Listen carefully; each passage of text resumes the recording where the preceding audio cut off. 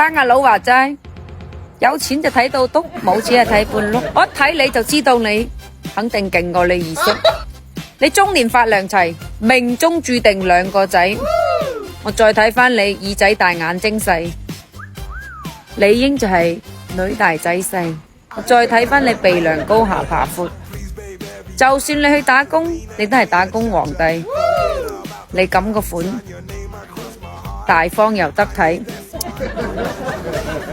注定呢有車有樓唔憂米。未來啊，9間公司10間廠，8個老婆喺香港。就算你連養豬都會大過牛，養牛都大過大笨象嘅，零舍唔同，與眾不同啊！講嘅就係你啦。廣東佬話齋，行運行到腳趾尾，出門口都有金執。